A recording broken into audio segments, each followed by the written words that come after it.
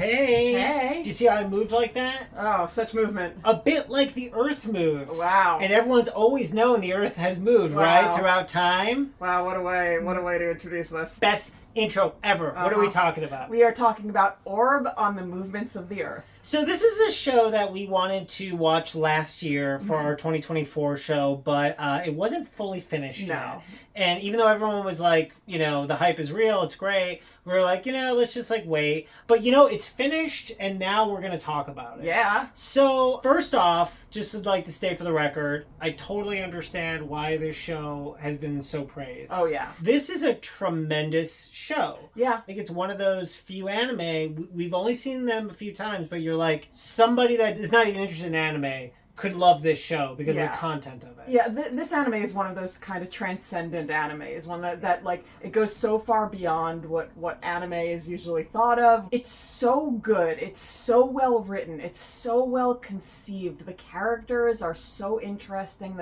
It's philosophy. It's religion. It's history. It is, and it's beautiful and tragic and it just pulls at you. It has some of my favorite characters I've seen in anime. Yeah. Like ever. Yeah. Like ever. We're sort of slowly getting back to kind of great golden era in anime that we had when we started. Like Cowboy Bebop, Trigun, Samurai Champloo. That was like one season. This is the show. It's 26 episodes or 25 episodes and that's it. Yeah. And you can, Death Note's the same way. And it's telling a full story. Yeah, we're not going to be in filler town forever. We're not going to be in tons of seasons forever. Yeah. It's like its own great novel. Absolutely. That is on the shelf now. Yeah. This show takes place in the 15th century in Europe. All these scholars are starting to notice these different things that lead them to this heliocentric theory. And there's other people that have tried to study it before, but heliocentrism basically means that the world and other planets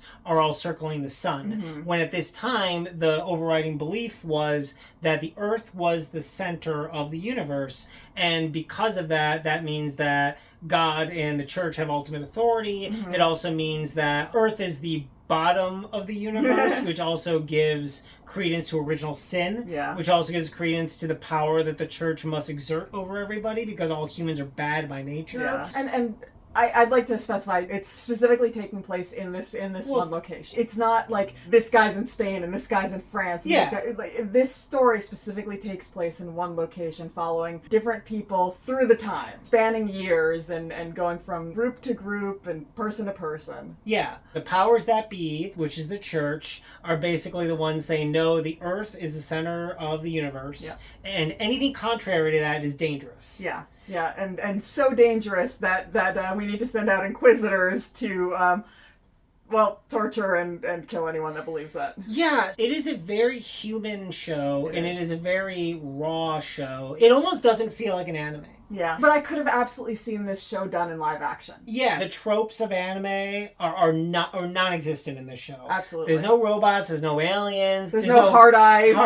There's no tropes. It is 100% just a straightforward, serious narrative. We've seen other things like that where the characters are very realistic and they're trying to solve real things. A Meku. Yeah. But again, going back into the trope things, they have those things where it goes into her mind and it's all like, look at all the crazy math and science happening in her head. She's like in an orb though, right? So there you go. It kind of works. She's in a sphere. Yeah. I think the main thing that really struck me about the show was I think a lot of people understand it was hard for scientists in the Middle Ages where there was this control, this church authority in Europe where they could essentially be tortured or murdered for saying things that are out of line. It's one thing to know that, but to see a narrative where just the act of curiosity is something that is forbidden and that could get you killed, and all the innocent and brilliant people that die, it really makes you take for granted how lucky we are in this world to have access to so much knowledge, to be able to say things, especially in our country, to be able to say things we want to say. And it is a really good reminder of how scary ultimate power in the hands of bad people really are. Yeah, absolutely. Yeah, and I think there's just so much beautiful done about this. I think one of the great things that they do is following the different characters in the different time periods.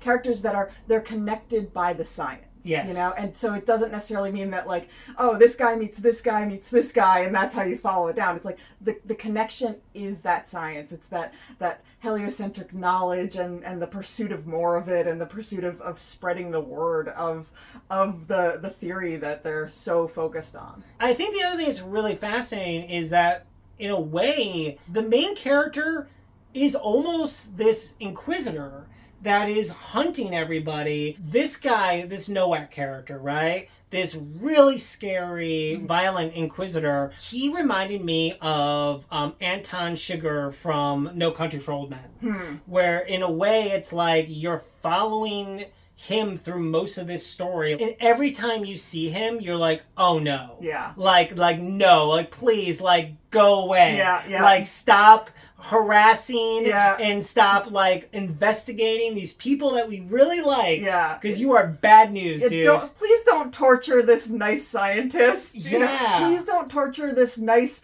civilian that's just interested in the cosmos. That's the thing. That's what's so crazy about it, is like the most innocent stuff like is getting these people like in a lot of trouble, and it is really scary. Yeah, these people they're on a quest for truth, and the church is on a quest to not have truth, because it goes against what they want everyone to believe. It would weaken their stance at that point. And these people are just like, we just want the open discussion, we want truth. It doesn't mean that we don't believe in God. It means that we think that there are other ways to see things, and science shows us that, and we shouldn't be scared of science. 100%. This is such a science-first show. Mm-hmm. I will say, though, what I found really fascinating is that the church is the bad guy in this. The Catholic Church of the 1400s in Europe is the bad guy.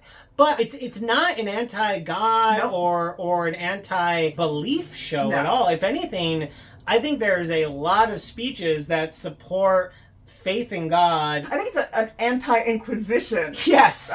Anti-Inquisition show. Yes. I think it is torture is not the way to go about these things. I think torture bad. Yeah, I think it's a open discussion is good, but it absolutely posits that science and religion don't have to be adversaries. Yeah. That they're, you can believe in God, you cannot believe in God, you can believe in science, but these things are not mutually exclusive. I totally agree. It actually kind of reminded me of Supernatural. Yeah. You remember how Supernatural kind of played it both ways, where both like atheists and people that were highly religious could appreciate it because of the messages? I think this is that kind of show.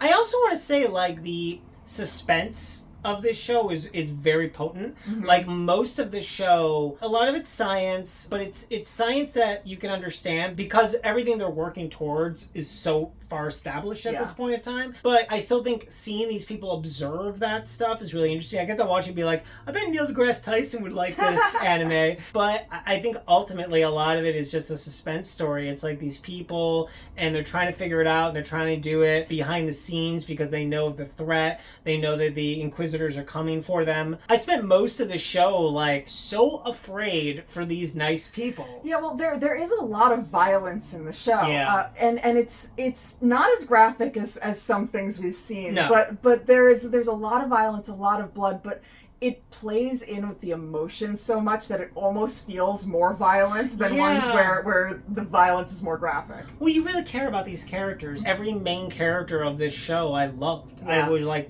they felt real, they felt developed. It's not technically based on real people. Yeah. But it's this sort of fictionalized history that is really positing people that could have existed then. Totally. This is the story that could have been. Totally. And not in a totally far off way, in a very no, this absolutely could have happened. Yeah, 100%. There wasn't a ton of action. No. But the action that was there was great. It really was. It was really well done. It was brutal. I loved this show. I mean, we watched it really quickly. Yeah. It was 25 episodes. And, I gotta say, the first 3 episodes of this show might be, the best 3 episodes of any anime I've ever seen in my life. Yeah. I was, shocked. Yeah. I couldn't believe it. I was like, what are we getting into? The way that it deals with philosophy, and I said this before, but the writing of this show just blows your mind, and it makes you think, and it captures you, and you just want to, follow it. You just want to watch it, and oh my god. But yeah, it's so well done. It's amazing. Who was your favorite character in the show?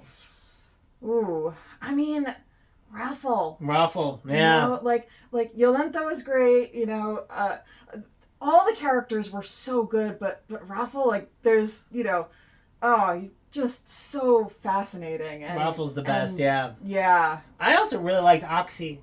You know, I loved Oxy because I thought it was really interesting because so many of the leads of this show are scientists and people with abundant education. And this was a guy with no education. Yeah. When we first meet him, he can't even read. The one thing he can do is sword fight. Yeah. He's a warrior. But think about like how intimidating that is when like the whole goal of the story you're in is understanding the cosmos and you don't even know how to read. Well, and beyond that, religion has caused him so much fear. Yeah. You know? At his start in the show, he can't even fathom doing any of the science stuff, even looking at the sky. Yeah. Because he's been so intimidated by the church. He's been forced to like fear so much about the cosmos. I also think Noak is one of the best bad guys I've ever seen in anime.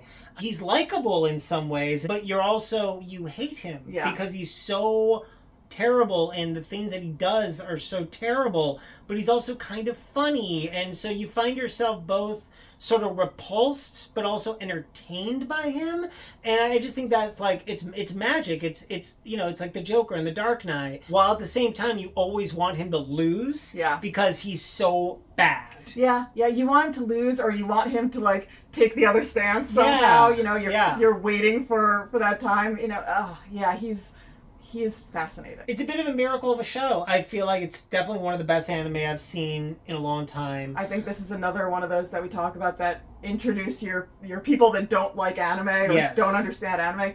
Introduce them with this, with the understanding that there is a lot of violence in it. And I will say though, even if we did watch this for last year, I don't think it would have gotten our top spot. At least for me personally. They did one thing near the end of the show, and I'm not going to spoil it because that would be unfair.